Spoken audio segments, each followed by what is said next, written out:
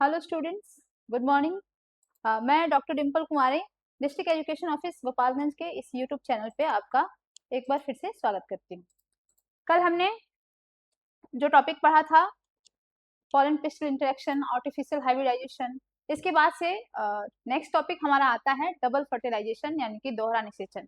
इसको करने के बाद से हम प्री फर्टिलाइजेशन इवेंट्स जो हमने ये जब चैप्टर स्टार्ट किया था उसमें बताया था कि sexual reproduction in flowering plants के अंतर्गत जितने भी टॉपिक्स पढ़ने हैं उसको हमने 3 ब्रॉड कैटेगरी में बांटा था। पहला था pre fertilisation events and structures, यानी कि निषेचन के पूर्व जो घटनाएं होती हैं, जो संरचनाएं हमको देखनी होती है उसको पढ़ना था। फिर डबल फर्टिलाइजेशन यानी कि निषेचन पढ़ना था। उसके बाद से निषेचन के बाद से होने वाली घटनाओं को देखना था। तो हम ये जो निषेचन के पूर्व की जितनी भी संरचनाएं और घटनाएं थी उसको कंप्लीट करने के कगार पे हैं। आज हम डबल फर्टिलाइजेशन पढ़ के उसको कंप्लीट कर देंगे। उसके बाद से एमसीक्यू करेंगे। उसके बाद से निषेचन के बाद की जो भी घटनाएं होती हैं और जो जो संरचनाएं बनती हैं उन चीज को हम लोग देखेंगे। तो आज हम अपने टॉपिक डबल फर्टिलाइजेशन को स्टार्ट करते हैं, यानी कि दोहरा निषेचन। इसके लिए हमने मादा फीमेल गैमेटोफाइट का स्ट्रक्चर देखा था, यानी कि एम्ब्रायो सैक का स्ट्रक्चर देखा था। उसी स्ट्रक्चर को हम लोग पुनः ड्रॉ करेंगे और उसको समझने का प्रयास करेंगे, क्योंकि इसी में फर्टिलाइजेशन की क्रिया को होना है। तो इसी फिगर के माध्यम से हम लोग फर्टिलाइजेशन की क्रिया को समझने का प्रयास करेंगे। सबसे पहले हमने देखा था एम्ब्रायो सैक के अंदर कितने प्रकार की संरचनाएं थी उसको देखा था।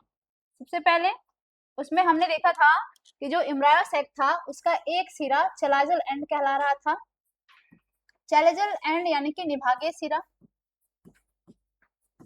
निभागीय सिरा, जबकि दूसरा जो एंड था जो इसके ठीक विपरीत था उसको हम माइक्रोपाइलर एंड यानी कि बीजांड द्वारी सिरा कहे थे।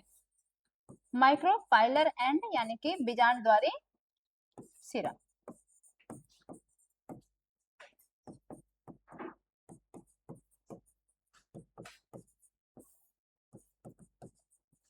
ठीक है, यहाँ पे बीजांड द्वारी सिरे पे हमने देखा था कि 3 प्रकार की 3 कोशिकाएं जो थी वो अरेंज थी, जिसको हमने एग एपरेटस का नाम दिया था।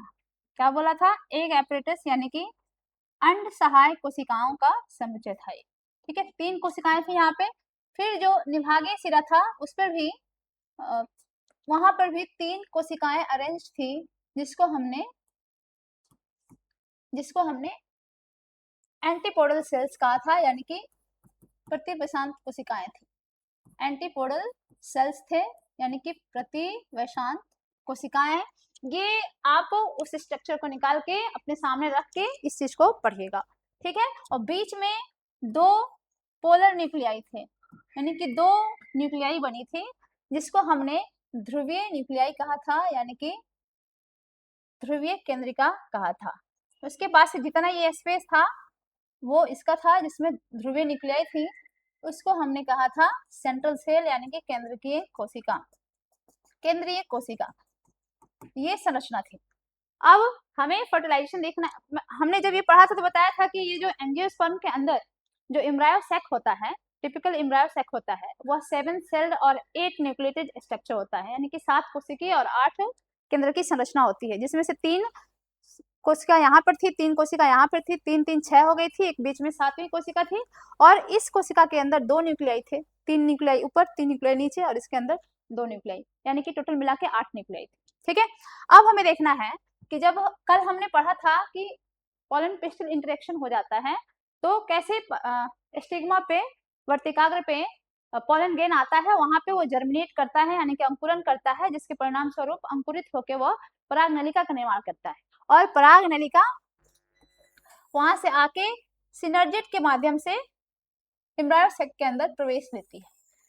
सिनर्जिड के माध्यम से एम्ब्रायो सैक के अंदर प्रवेश लेती है। इसी पराग नलिका के माध्यम से 2 जो हमारे मेल गैमेट थे, नर युग्मक थे, वो एंट्री कहाँ लेंगे? ये सिनर्जिड के अंतर्गत। 2 सिनर्जिड दोनों ओर होती है। पॉलन ट्यूब इधर से भी एंट्री ले सकता है और इस साइड से भी एंट्री लेगा, लेकिन एंट्री लेगा तो सिनर्जिड के माध्यम से ही लेगा। यहाँ क्या करता है, जब एंट्री लेता है तो सिनर्जिड में इन दोनों न्यूक्लियाई को वो छोड़ देता है, यानी कि यहाँ पे ये जो ट्यूब है अच्छा, एक बात थी कि जब हमने पढ़ा था परागकण के अंदर 2 कोशिकाएं होती हैं, जो परागकण 60% एंजियोस्पर्म में शेड किए जाते हैं।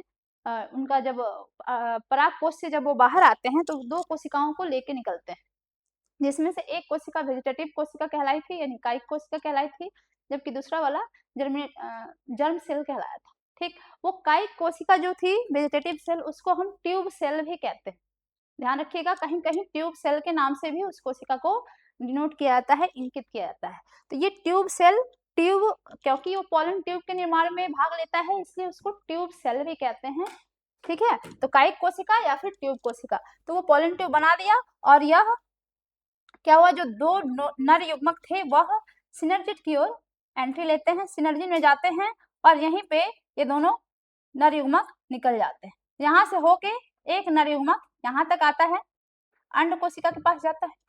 ये अंड सहायक कोशिकाओं में आपको अगर याद होगा,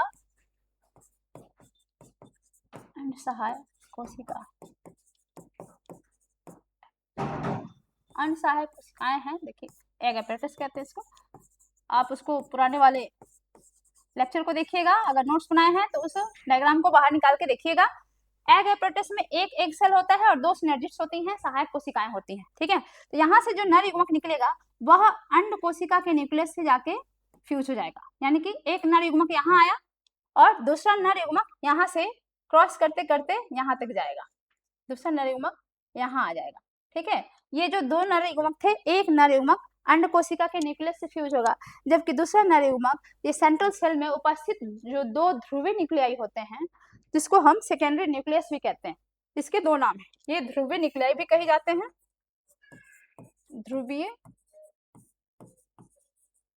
न्यूक्ली यानी कि सेकेंडरी न्यूक्लियस, पोलर न्यूक्लियाई या फिर इसी को हम सेकेंडरी न्यूक्लियस भी कहते हैं। ध्रुवीय न्यूक्ली यानी कि पोलर न्यूक्लियाई, और इसका दूसरा नाम सेकेंडरी, इसको न्यूक्लियस भी कहते हैं, सेकेंडरी न्यूक्लियस।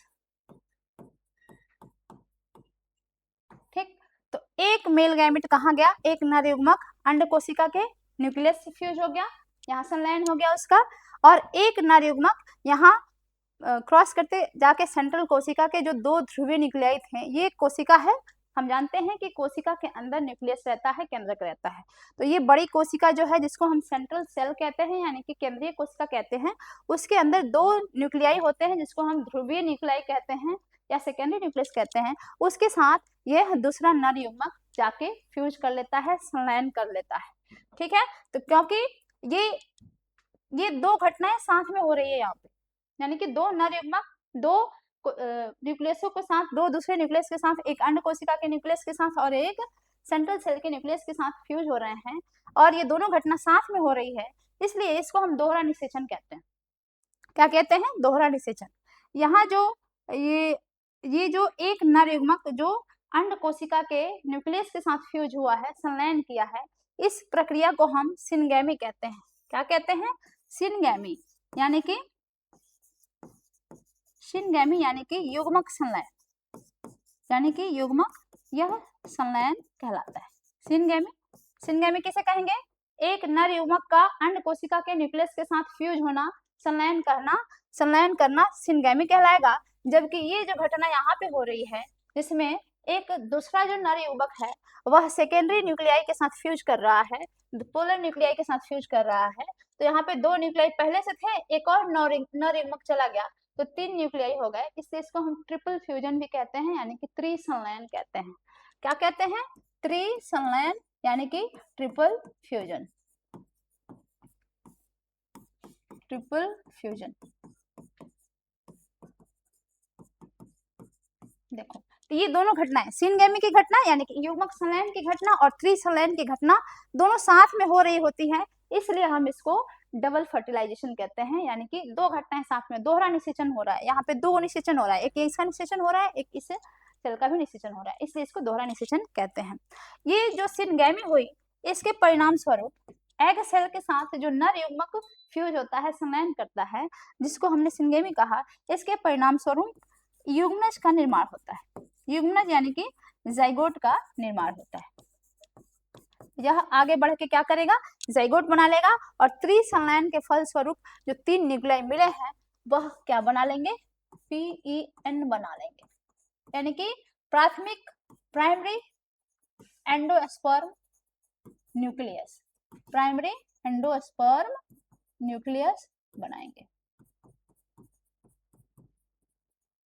जिसको PEN कहते हैं। अगर इसको हिंदी में हम लिखना चाहें तो प्राथमिक भ्रूणपोष केंद्र कहेंगे।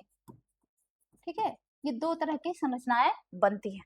ठीक, तो फर्टिलाइजेशन हो गया, ये क्योंकि दो फर्टिलाइजेशन साथ में हो रहे हैं इसलिए इसको हम डबल फर्टिलाइजेशन कहते हैं। आगे चल के जाइगोट क्या बनाएगा, यहाँ पे जो अंड कोशिका जो एक नर युग्मक के साथ संलयन हो रहा है तो जाइगोट बना रहा है, और जाइगोट आगे चल के एम्ब्रायो बनाएगा यानी कि भ्रूण बनाएगा, और ये जो है PEN वो आगे चल के PEC यानी कि भ्रूणपोष का निर्माण करेगा, भ्रूणपोष का यह निर्माण करेगा यानी कि एंडोस्पर्म बनाएगा। ठीक है, यह हम क्रिया बाद में देखेंगे। अभी फर्टिलाइजेशन में क्या हुआ, एक नर युग्मक अंड कोशिका के साथ फ्यूज हुआ, दूसरा नर युग्मक पोलर न्यूक्लियाई के साथ फ्यूज हुआ यानी ध्रुवीय न्यूक्लियाई के साथ फ्यूज हुआ। इस तरीके से दो घटनाएं यहाँ पे संपन्न हुई जिसको हमने डबल फर्टिलाइजेशन के अंतर्गत रखा। ठीक है, यह डबल फर्टिलाइजेशन की जो क्रिया है वह सिर्फ एंजियोस्पर्म में ही पाया जाता है, यानी कि जो आवृतबीजी पौधे होते हैं यह उनकी स्पेशलिटी है, यूनिक फीचर है, और इसी में यह घटना देखने को मिलती है। किसी भी दूसरे प्लांट ग्रुप में डबल फर्टिलाइजेशन देखने को नहीं मिलता है। ठीक है, तो ये जो एम्ब्रायो का बनना और एंडोस्पर्म का बनना हम फर्टिलाइजेशन के बाद वाली यानी कि निषेचन पश्च घटनाओं के अंतर्गत पढ़ेंगे, आगे देखेंगे। फिलहाल हमको यहाँ यही देखना था। ठीक है, इसके बाद से हम आगे, ये जब चैप्टर हमारा कंप्लीट हुआ, ये ये टॉपिक जो pre fertilisation events and structure के अंतर्गत इतना हमको पढ़ना था, इसके बाद से इसी पर बेस्ट हम क्वेश्चंस सॉल्व करेंगे MCQs के रूप में। ठीक है, इसको हमने देखा, आगे इसको थ्योरी के रूप में ही दूसरे स्लाइड में दिया गया है, आप उसको भी देख लेंगे, नोट्स अपना बनाएंगे और उसको नोट्स बनाएंगे और साथ में लिखते चलेंगे। ठीक है, इसी सब चीज को यहाँ पे लिखा गया है। क्या लिखा गया है, तो दोहरा निषेचन क्या होता है, तो दोहरा निषेचन एक नर युग्मक का अंड से संलयन तथा दूसरे नर युग्मक का दो ध्रुवीय न्यूक्लियई यानी केंद्रकी के साथ संगलित होना है। ठीक है, एक नर युग्मक का अंड कोशिका से संलयन युग्मक संलयन कहा जाता है, जबकि दूसरा जो नर युग्मक होता है वह दो ध्रुवीय न्यूक्लियाइयों के साथ फ्यूज होता है जिसको हम त्रिसंलयन यानी कि ट्रिपल फ्यूजन कहते हैं। क्योंकि ये दोनों घटनाएं एक साथ ही होती हैं इसलिए इसे दोहरा निषेचन या द्विनिषेचन भी कहते हैं। ठीक है, उसको अगर शॉर्ट फॉर्म में हम देखना चाहें तो क्या देखेंगे, युग्मक संलयन मतलब, यानी इसको अगर हम कहना चाहें तो युग्मक संलयन प्लस त्रिसंलयन बराबर क्या होता है, दोहरा निषेचन होता है। दोहरा निषेचन का मतलब क्या हो गया, युग्मक का संलयन भी हो और त्रिसंलयन भी हो। ठीक है, तो युग्मक संलयन के फलस्वरूप क्या बनता है, जाइगोट बनता है यानी कि युग्मज बनता है, और त्रिसंलयन के पश्चात PEN यानी कि प्राइमरी एंडोस्पर्म न्यूक्लियस यानी कि प्राथमिक भ्रूणपोष केंद्रक का निर्माण होता है। ठीक है, युग्मक संलयन में क्या होता है जी, उसको भी हमने एक शॉर्ट में लिख दिया है, एक नर युग्मक जो कि, हाँ, इसकी प्लॉइडी का भी ध्यान रखना है, उसकी प्लॉइडी यानी कि वो द्विगुणित है कि अगुणित है इसका भी ध्यान रखना है। जैसा कि आपको पता है नर युग्मक, जो भी युग्मक होते हैं वो कैसे होते हैं, अगुणित होते हैं। तो यहाँ पे जो नर युग्मक अंड कोशिका से फ्यूज हो रहा है तो नर युग्मक क्या है, N होगा, वो भी हैप्लॉइड होगा, और अंड कोशिका क्या है, ये मादा युग्मक है। अंड कोशिका को हम क्या कहेंगे, मादा युग्मक। ये भी युग्मक है तो ये भी कैसी होगी, हैप्लॉइड होगी यानी कि अगुणित होगी। ठीक है, तो अगुणित दोनों जो गैमेट्स हैं, युग्मक हैं, वो मिलेंगे तो जाइगोट बनाएंगे यानी कि 2n। जाइगोट कैसा होगा, 2n, इसका n और इसका n मिला के क्या हो जाएगा, 2n। युग्मक जो बनेगा वह द्विगुणित संरचना होगी। ठीक है, वैसे ही त्रिसंलयन में क्या होता है, जो दूसरा एक नर युग्मक तो यहाँ गया, दूसरा नर युग्मक प्लस दो ध्रुवीय न्यूक्लियाई, और ये दोनों ध्रुवीय न्यूक्लियाई कैसे थे जी, जो हमने स्ट्रक्चर बनाया था एम्ब्रायो सैक का, जो स्ट्रक्चर बनाया था उसमें एम्ब्रायो सैक हैप्लॉइड स्ट्रक्चर होता है, उसके अंदर जितनी भी कोशिकाएं होती हैं वो सभी के सभी क्या होती हैं, हैप्लॉइड होती हैं यानी कि अगुणित होती हैं। एंटीपोडल सेल्स भी होते थे, वो अगुणित थे। पोलर न्यूक्लियाई जो दोनों थी वो भी दोनों अगुणित ही थी। और जो एग एपरेटस थे जिसमें एक अंड कोशिका थी और 2 सिनेजिड्स थे वो भी अगुणित संरचना थी। ठीक है, तो यहाँ पे जो 2 पोलर न्यूक्लियाई हैं यानी कि N+N और एक तीसरा नर युग्मक N, तो 3N हो गया। तो यह जो पेन बनेगा वह 3N होगा, यानी कि वो भी क्या होगा, द्विगुणित त्रिगुणित होगा। वो क्या होगा, 2N को द्विगुणित कहते हैं और 3N को हम ट्राइप्लॉइड कहेंगे यानी कि त्रिगुणित कहेंगे। ठीक है, तो इस तरीके से जो त्रिसंलयन के फलस्वरूप PEN बनता है, प्राथमिक एंडोस्पर्म न्यूक्लियस, वो क्या कैसा होता है, 3N होता है, यानी कि ट्रिप्लॉइड इन नेचर होता है। ठीक है, तो इसी चीज को यहाँ पे एक लिखा गया है कि यह आवृत विधियों में होने वाली एक विशेष घटना है। ठीक है, इसी के साथ ही हम आगे बढ़ेंगे और अब MCQs को सॉल्व करने का हम प्रयास करेंगे। आप सभी सॉल्व करेंगे और देखेंगे कि कितने आप क्वेश्चन सही कर रहे हैं। आप उसको कमेंट्स में जरूर बताएंगे। जितने भी क्वेश्चन इसमें से आप सही सही सॉल्व कीजिएगा उसको कमेंट में जरूर बताइएगा कि आपने कितने क्वेश्चंस को सही सही बनाया। ठीक है, ये इंग्लिश में है, छोटे छोटे क्वेश्चंस है, इसका हम हिंदी में अनुवाद करेंगे और आपको समझाने का प्रयास करेंगे। उम्मीद है आपको समझ में आएगी और ये बहुत सिंपल इंग्लिश है, बहुत कुछ ये नहीं है कि नहीं आएगा, आप लोग बना लेंगे। ठीक है, तो स्टार्ट करते हैं हमारा MCQs। इसमें सबसे फर्स्ट क्वेश्चन है, which part of the flower produces pollen grains, यानी कि पुष्प का वह कौन सा भाग है जो परागकण को प्रोड्यूस करता है, उत्पादित करता है, यानी कि परागकण कहाँ बनता है, पुष्प के किस भाग में बनता है, ओव्यूल यानी कि बीजांड में, एंथर यानी कि परागकोश में, स्टिग्मा यानी कि वर्तिकाग्र, स्टाइल यानी कि वर्तिका। तो आप बताएंगे कि कहाँ बनता है। आसान क्वेश्चन है, सबको बता दिया होगा, एंथर में बनेगा। कहाँ बनेगा, एंथर में। तो इसका आंसर हमारा होगा एंथर यानी कि परागकोश। परागकोश में क्या बनता है, पॉलन ग्रेन बनता है, यानी कि परागकण प्रोड्यूस होता है। उसके बाद से नेक्स्ट क्वेश्चन है second number, the male gametophyte in flowering plants is represented by, यानी कि फ्लावरिंग प्लांट्स जो होते हैं, जो ये आवृतबीजी जो पौधे होते हैं उनमें मेल गैमेटोफाइट को कौन रिप्रेजेंट करता है, यानी कि नर युग्मोत्भेद को कौन रिप्रेजेंट करता है, तो आप इसको भी बताएंगे। बीजांड, परागकण, एम्ब्रायोसेक यानी कि भ्रूणपोष, भ्रूणकोश और एंडोस्पर्म यानी कि भ्रूणपोष। तो इसका आंसर आप क्या देंगे, हमें पता है कि जो परागकण होता है उसी के अंदर मेल गैमेट बनते हैं, इसलिए परागकण को हम मेल गैमेटोफाइट भी कहते हैं, यानी कि नर युग्मोत्भेद भी कहते हैं। तो इसका आंसर क्या हो जाएगा, परागकण। आप लोग कमेंट जरूर कीजिएगा कि कितने क्वेश्चंस आप सही सही कर रहे हैं। उसके बाद से नेक्स्ट सवाल है हमारा, which of the following is not a part of the pistil, यानी कि इसमें से कौन है जो एक स्त्री केसर का भाग नहीं है, पार्ट नहीं है। तो क्या है, स्टिग्मा, स्टिग्मा यानी कि वर्तिकाग्र, स्टाइल यानी कि वर्तिका, ओवरी यानी कि अंडाशय और एंथर यानी कि परागकोश। बहुत सिंपल सा सवाल है, पिस्टिल का कौन सा पार्ट नहीं है जी, तो एंथर पिस्टिल का पार्ट नहीं है, यह नर भाग का पार्ट है। ठीक है, और पिस्टिल क्या है, स्त्री केसर है, इसके अंतर्गत स्टाइल होता है, सबसे ऊपर स्टिग्मा होता है, फिर लंबी सी डंडी होती है जिसको स्टाइल कहते हैं, उसके बाद से नीचे का जो फुला हुआ पार्ट होता है उसको ओवरी कहते हैं। तो ये तीनों पार्ट पिस्टिल के पार्ट हैं और एंथर क्या है, पिस्टिल का पार्ट नहीं है। उसके बाद से हमारा नेक्स्ट सवाल है, the process of transfer of pollen grains from anther to stigma is called, यानी कि फ्लावर के एंथर से, परागकोश से परागकण का निकल के वर्तिकाग्र तक पहुंचने की प्रक्रिया को क्या कहते हैं। ये बहुत लंबा चौड़ा टॉपिक हमने कई दिनों तक पढ़ा था।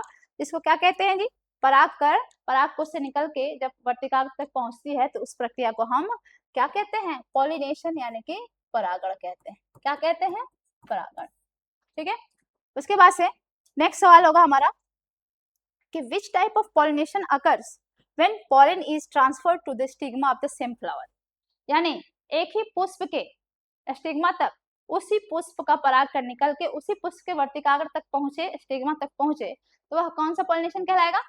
ये भी बहुत आसान है, क्या कहलाएगा, क्रॉस पॉलिनेशन यानी कि पर परागण, सेल्फ पॉलिनेशन यानी कि स्वपरागण, आर्टिफिशियल पॉलिनेशन। तो ये कोई टॉपिक ही नहीं था, हमने कुछ पढ़ा ही नहीं है ऐसा कुछ। उसके बाद से नन ऑफ द एबव, तो क्या होगा, स्वपरागण, क्योंकि एक फूल के अंदर ही सारी क्रियाएं हो गई, उसी पुष्प का परागकण उसी पुष्प से निकल के, उसके परागकोश से निकल के उसी पुष्प के वर्तिकाग्र तक पहुंचा, इसलिए इसको हम क्या कहेंगे, स्वपरागण कहेंगे, यानी कि सेल्फ पॉलिनेशन कहेंगे। ठीक, इसके बाद से नेक्स्ट सवाल, the sticky part of the pistil that receives pollen is called, स्त्री केसर का वह चिपचिपा भाग जो परागकण को रिसीव करता है। चलो, हमने स्टिकी पार्ट हमें नहीं पता है स्टिकी पार्ट क्या होता है, लेकिन ये तो पता है कि स्त्री केसर का वह कौन सा भाग होता है जो परागकण को ग्रहण करता है। यानी कि जब पॉलिनेशन होता है, परागण होता है, तो परागकोश से परागकण निकल के स्त्री केसर के किस भाग पे जाता है? ऑब्वियस सी बात है, स्टिग्मा पे जाता है। कहाँ जाता है? स्टिग्मा यानी कि वर्तिकाग्र पे जाता है। तो हमारा आंसर ये होगा। वर्तिकाग्र कहीं कहीं स्टिकी होता है तो कहीं कहीं फीदरी होता है। ये अलग अलग फ्लावर जो अलग अलग पॉलिनेटिंग एजेंट से परागित होते हैं, उनमें ये एडॉप्टेशन है। कहीं यह चिपचिपा होता है, स्टिकी होता है, तो कहीं कैसा होता है? फीदरी होता है। लेकिन यहाँ म्यूसिलेज की उपस्थिति अनिवार्य होती है। म्यूसिलेज जो हल्का चिपचिपाहट उसको प्रदान करता है, इसी वजह से ये चिपचिपा नेचर में हो जाता है। म्यूसिलेज क्या करता है? ये एडिशनल नॉलेज है, हमने जब पढ़ा, हम टॉपिक पढ़ रहे थे उस दरमियान इसकी चर्चा नहीं करी थी, लेकिन इतना जानना है कि स्टिग्मा के जो पास स्टिग्मा जो होता है उस पर म्यूसिलेज रहता है, जो परागकण आते हैं उसको मॉइस्ट रखने में और उसको न्यूट्रिशन प्रोवाइड करने में हेल्प करता है। ठीक है, इस वजह से वह स्टिकी होता है, यानी कि चिपचिपा होता है। ठीक है, तो 6 क्वेश्चन देखने के बाद से हम नेक्स्ट क्वेश्चन को देखेंगे। नेक्स्ट क्वेश्चन हमारा है which structure connects the stigma to the ovary, यानी इसमें से कौन ऐसी वो संरचना है जो स्टिग्मा को ओवरी से कनेक्ट करती है? स्टिग्मा को ओवरी से कनेक्ट करती है, ये हमने कई बार पढ़ा देखा है। अब आप बताओगे इसमें से कौन सी संरचना है? ये रहा हमारा स्टिग्मा यानी कि वर्तिकाग्र, और ये रहा हमारा ओवरी। इन दोनों को कनेक्ट कौन कर रहा है जी? ओवरी यानी कि अंडाशय है। तो कौन कनेक्ट कर रहा है? ये बीच में जो लंबी पतली सी डंडी है जिसको हमने क्या बोला था? स्टाइल बोला था। क्या बोला था? स्टाइल, वर्तिका। ठीक है, तो ये वर्तिका होगा इसका आंसर। वर्तिका वह भाग है जो स्टिग्मा को अंडाशय से यानी कि ओवरी से जोड़ती है। ठीक, इसके बाद से नेक्स्ट सवाल हम देखेंगे। The pollen grain typically contains how many cells before germination? Typically, मुख्यतः मतलब साधारणतः जो pollen grains होते हैं यानी कि परागकण होते हैं, वह जर्मिनेशन के पहले कितने सेल को कंटेन करते हैं, कितने सेल को धारण करते हैं? ठीक है, तो टिपिकली कहा है तो इसको हम क्या कहेंगे? हमने बताया था पढ़ने के दौरान कि अबाउट 60% ऑफ एंजियोस्पर्म्स, उसमें जितने एंजियोस्पर्म्स हैं उसमें से 60% जो ऐसे एंजियोस्पर्म्स होते हैं, आवृतबीजी पौधे होते हैं, जिनमें परागकण जब परागकोश से निकलता है तो 2 कोशिकाओं को धारण किए हुए निकलता है। ठीक है, तो टिपिकल पूछ रहा है तो जो ज्यादा है लगभग 60% यानी मेजोरिटी क्या है? 60% मेजोरिटी हुई, यानी कि उसी को हम मानेंगे कि लगभग मेजोरिटी ऑफ एंजियोस्पर्म्स में क्या होते हैं? पॉलन ग्रेन 2 सेल्ड स्टेज में एंथर से बाहर आते हैं, तो इसको हम क्या कहेंगे? 2 सेल्ड स्टेज। ठीक है, तो परागकण जर्मिनेशन के पहले 2 कोशिकाओं को धारण किए रहते हैं मोस्टली। इसके बाद से नेक्स्ट सवाल हमारा होगा 2, हमारा आंसर था ये, इसका आंसर 2 होगा। ठीक, next the micropyle is, micropyle यानी कि बीजांड द्वार क्या होता है? बीजांड द्वार क्या होता है जी? The opening in the ovule through which pollen tube enters, यानी कि बीजांड में पाया जाने वाला छिद्र जिसके जरिए पॉलन ट्यूब एंटर करता है। हाँ, इसकी देखो जी, हमने बताया था एग एपरेटस, ठीक है, चैलाजल एंड और माइक्रोपाइलर एंड। ठीक है, 2 एंड बताया था, 2 सिरा बताया था, निभागीय सिरा और बीजांड द्वारी सिरा। बीजांड द्वारी सिरा पर अंड कोशिका पाई जाती है। अंड सहाय जो एग एपरेटस होते हैं वह बीजांड द्वारी सिरे पे ही पाए जाते हैं, और सिनर्जिस्ट जो होता है, एग एपरेटस में एक अंड कोशिका होती है, 2 सिनर्जिस्ट होती है, यानी कि सहायक कोशिका, जो हमने पिछले डायग्राम में देखा था। उसमें से जो सहायक कोशिका आपने देखा था कि सहायक कोशिका जो होती है सिनर्जिस्ट, उसी के जरिए पॉलन ट्यूब एंटर करता है एम्ब्रायो सैक में। ठीक है, तो यानी कि माइक्रोपाइल क्या हुआ? माइक्रोपाइल के थ्रू, ठीक है, माइक्रोपाइल यानी कि बीजांड द्वारी सिरे से ही पॉलन ट्यूब एंटर करता है एम्ब्रायो सैक में, तो वही चीज है। तो माइक्रोपाइल क्या है? तो the opening in the ovule, बीजांड द्वार में एक छिद्र होता है, ओपनिंग होता है, जिससे पॉलन ट्यूब एंटर करता है। ठीक है, या फिर the stock of the ovule, इसका स्टॉक ऑफ द ओव्यूल का दूसरा कुछ नाम था, है ना। ये बेस ऑफ द ओव्यूल, उसको चला जा हमने कहा। The outer covering of the ovule, वो तो इंटेगुमेंट था। हमारा आंसर क्या हो जाएगा, the opening in the ovule through which pollen tube enters, यानी कि बीजांड द्वार में पाया जाने वाला छिद्र जिससे पॉलन ट्यूब एंटर करता है उसी को हम माइक्रोपाइल कहते हैं, ठीक है, यानी कि बीजांड द्वार कहते हैं। इस तरीके से ये हमारा क्वेश्चन हुआ। उसके बाद से हम नेक्स्ट क्वेश्चन देखेंगे। 10 नंबर सवाल, the function of exine in pollen grain is. Pollen grain में एग्जाइन का फंक्शन क्या होता है? तो एग्जाइन क्या होता है, सबसे पहले आप ये याद कीजिए, जब हमने परागकण की संरचना देखी थी तो उसमें बताया था कि परागकण 2 लेयर से घिरा रहता है। बाहरी लेयर उसका एग्जाइन था जो स्पोरोपोलिनिन का बना हुआ था, जबकि जो इसका आंतरिक लेयर, उसके एग्जाइन के बाद वाला जो लेयर था उसको हमने इंटाइन कहा था, ठीक है, जो पेक्टिन और सेलुलोज का बना हुआ था। तो एग्जाइन का क्या काम होता है जी, एग्जाइन का काम क्या होता है ये बताना।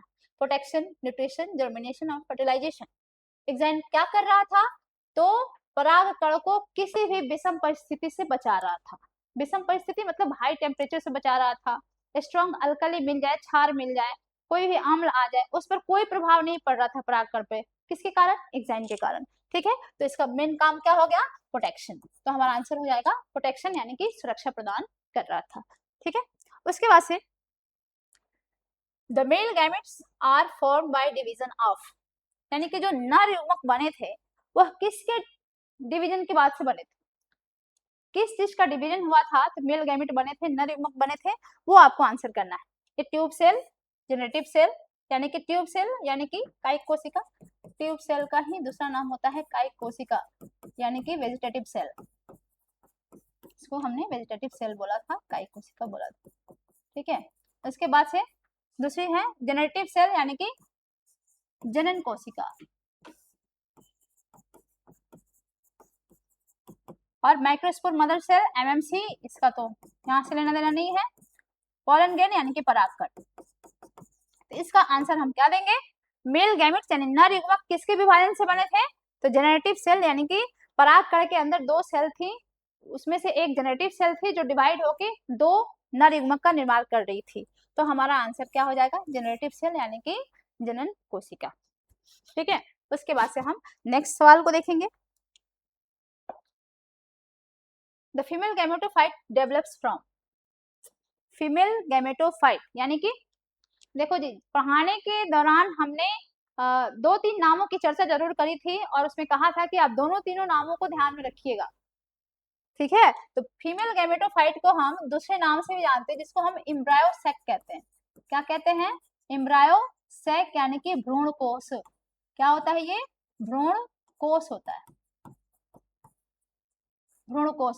तो एम्ब्रायो सैक किस चीज से बनता है, कहाँ से विकसित होता है, मेगास्पोर मदर सेल से, माइक्रोस्पोर मदर सेल से, यानी कि गुरु बीजाणु मात्र कोशिका से, लघु बीजाणु मात्र कोशिका से, गुरु बीजाणु से, या फिर लघु बीजाणु से। किससे डेवलप होता है, कौन डेवलप करके फीमेल गैमेटोफाइट यानी कि भ्रूण कोश का निर्माण करता है। इसका हमारा आंसर क्या हो जाएगा जी, बताओ। हमने देखा था एक एमएमसी जो थी, मेगास्पोर मदर सेल, वह किससे विभाजित हुआ था, मियोसिस से विभाजित होके 4 मेगास्पोर का निर्माण करी थी। कितने मेगास्पोर का, 4 मेगास्पोर का, जिसमें से 3 मेगास्पोर डीजेनरेट कर गए थे, 1 मेगास्पोर यानी कि गुरु बीजाणु बचा था जो विकसित होके फीमेल गैमेटोफाइट यानी कि एम्ब्रायो सैक का निर्माण किया था। तो हमारा आंसर क्या हो जाएगा जी, मेगास्पोर मदर सेल। क्या होगा, मेगास्पोर मदर सेल, मेगास्पोर या हमारा आंसर हो जाएगा, यानी कि गुरु बीजाणु हमारा आंसर हो जाएगा। मेगास्पोर मदर सेल विभाजित होके गुरु बीजाणु बनाई थी और गुरु बीजाणु विकसित होके क्या बनाया था, फीमेल गैमेटोफाइट यानी कि भ्रूणकोश का निर्माण किया था। इस तरीके से हमारा आंसर हो जाएगा मेगास्पोर, ठीक। अब हम नेक्स्ट सवाल को देखेंगे। नेक्स्ट क्वेश्चन है, the generative cell divides to form, generative cell यानी कि जनन कोशिका विभाजित होकर क्या बनाती है। अब तो इतनी बार ये नाम आ चुका है ना, आप लोगों को हिंदी इंग्लिश दोनों याद हो गया होगा, जेनरेटिव सेल किसको कहते हैं या फिर वेजिटेटिव सेल किसको कहते हैं। तो सीधे हम इस पे भी बात कर सकते हैं। तो जेनरेटिव सेल डिवाइड करके क्या बनाता है, विभाजित होकर क्या बनाता है, 2 sperm cells, 2 egg cells, 1 sperm and 1 egg cell, 2 pollen tubes. Generative cell divide करके क्या बनाता है, यहाँ स्पर्म सेल कह दिया, हम स्पर्म सेल नहीं कहेंगे, हम कहेंगे टू मेल गैमेट। क्या कहेंगे जी, टू मेल गैमेट। ठीक है, तो जेनरेटिव सेल डिवाइड करेगा टू स्पर्म सेल, कहीं कहीं स्पर्म सेल भी लिख सकता है। आप इस चीज को देखो, एमसीक्यूज करने के फायदे यही होते हैं कि कई जगह ना अलग अलग नाम दे दिया होता है। ठीक है, तो यहाँ पे मेल गैमेट को स्पर्म सेल भी कहा है, तो आप इस चीज को भी जान लेंगे, इसको काटना ठीक नहीं है, स्पर्म सेल भी कह सकते हैं और मेल गैमेट भी कह सकते हैं। ठीक, तो इसको जेनेटिव सेल जो है वो डिवाइड करके टू मेल गैमेट बनाता है, तो हमारा आंसर फर्स्ट हो जाएगा टू मेल गैमेट। ठीक, उसके बाद से नेक्स्ट सवाल देखेंगे हम, the female gametophyte in flowering plants is called. Flowering plants में फीमेल गैमेटोफाइट को हम क्या कहते हैं, यानी कि मादा युग्मोद्भिद को हम क्या कहते हैं जी। देखो अभी कुछ देर पहले हमने दूसरे रूप में इस क्वेश्चन को देखा था, यहाँ दूसरे रूप में ये क्वेश्चन आ गया, युग्मोद्भिद ना। हिंदी बहुत टेढ़ा है, इन सब नामों का हिंदी बहुत टेढ़ा है। आप जब पढ़ेंगे हिंदी और इंग्लिश तो आपको इंग्लिश वाला टर्म ही याद करने में आसानी महसूस होगी। ठीक है, तो फीमेल गैमेटोफाइट, वैसे मैंने दोनों नाम बताया, लेकिन फीमेल गैमेटोफाइट ज्यादा आसान है कहने में। तो the female gametophyte in flowering plants is called, यानी कि मादा युग्मोद्भिद को आवृतबीजी पौधों में हम क्या कहते हैं, तो बताओ जी। Embryo, sac, pollen grain, ovule या एंडोस्पर्म।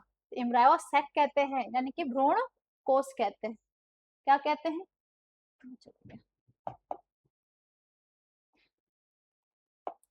भ्रूण कोश कहते हैं।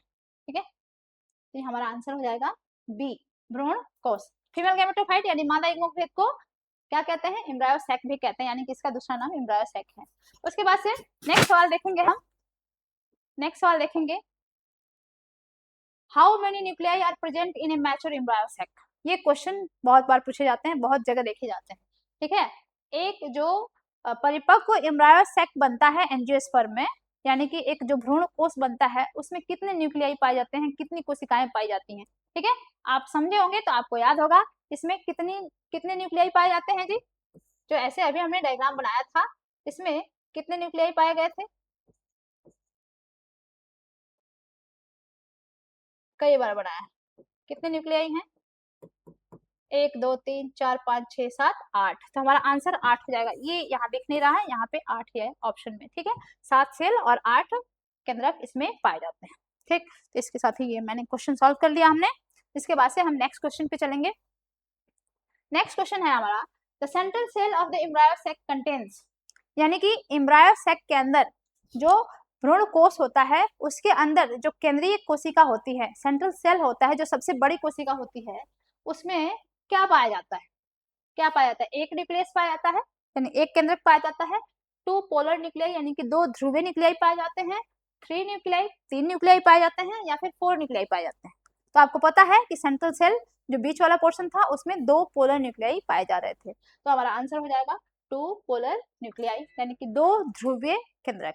ठीक है, एम्ब्रायो सैक के अंदर क्या पाया जाता है, एम्ब्रायो सैक के सेंट्रल सेल के अंदर कितने न्यूक्लियाई पाए जाते हैं, 2 ध्रुवीय न्यूक्लियाई पाए जाते हैं। Next, which cell in the embryo sac are involved in fertilization।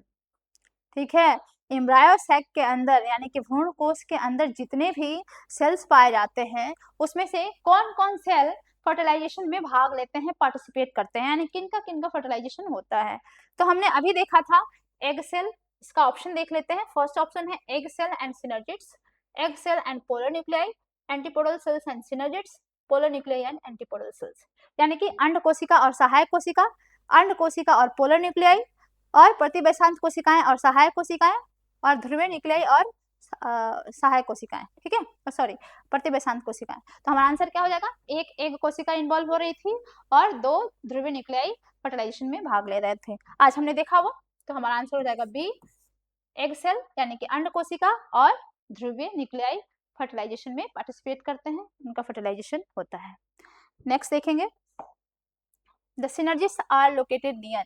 Synergids यानी कि सहायक कोशिकाएं, सहाय जो कोशिकाएं होती हैं वो कहाँ लोकेटेड रहती हैं, कहाँ अवस्थित रहती हैं, कहाँ रहती हैं जी, माइक्रोपाइलर एंड पे यानी कि बीजाणुद्वारी सिरे पे, चलाजल एंड यानी कि निभागीय सिरे पे, फ्यूनिकल्स में, ओवरी वाल में, इन दोनों टर्म को तो हमने आज देखा ही नहीं।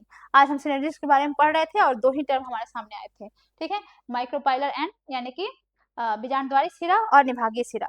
तो हमने देखा था कि जो सहायक कोशिकाएं थी वो किसके साथ थी, अंड कोशिका के साथ, और अंड कोशिका कहाँ पाई जाती है, बीजांड के किस सिरे पे पाई जाती है, तो बीजांड द्वारी सिरे पे यानी कि माइक्रोपाइल पे पाई जाती है। तो हमारा आंसर क्या हो जाएगा, सहायक कोशिकाएं कहाँ पाई जाएंगी, माइक्रोपाइल पे पाई जाएंगी, ठीक है। नेक्स्ट देखेंगे अब, नेक्स्ट हमारा सवाल हो जाएगा, the outer wall of pollen grain is called, परागकण का बाहरी झिल्ली, बाहरी जो भित्ति होती है उसको हम क्या कहते हैं, वेरी सिंपल, हमारा आंसर हो जाएगा इंटाइन, एक्साइन, स्पोरोपोलिन, टैपेटम। बताओ क्या होगा, अंतःचोल, बाह्यचोल, स्पोरोपोलिन और टैपेटम, ठीक है, हमारा आंसर हो जाएगा एक्साइन, एक्साइन यानी कि बाह्यचोल, ठीक है, बी आंसर इसका हो जाएगा। कहाँ चला गया,